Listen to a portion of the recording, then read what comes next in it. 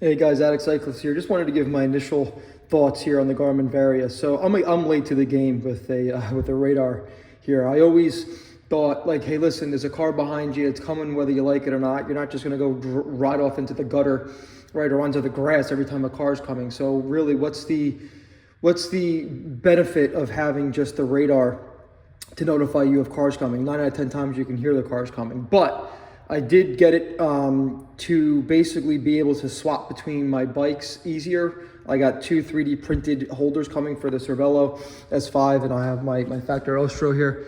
And I did get a chance to use it yesterday. And what I will tell you is that I don't know why I waited so long.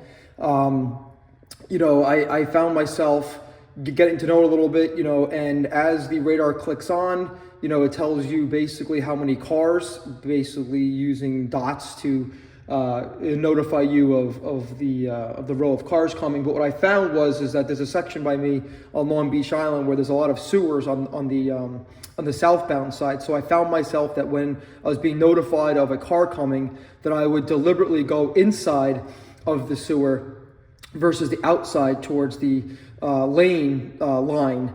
And I just felt like, wow, like I never really thought of that before. I hear a car coming, I'm going to try to naturally get in a little bit more. You don't want to go too far into the gutter because you're going to get flats and whatnot. But, I found myself just being more aware of, all right, there's a row of cars coming, or there's a single car coming. Let me do my best to anticipate the arrival of the vehicle as it's approaching the radar beacon to where you are on the bike, and I will deliberately kind of go inside a little bit or go around the sewer on the inside line versus on the outside line, which is drifting me towards again the traffic line. So I just kind of thought that was kind of cool. I always thought in my head, like I said before, I can't stop a car from coming. I'm not going to go drive up onto the grass or whatever, but just those little things can help I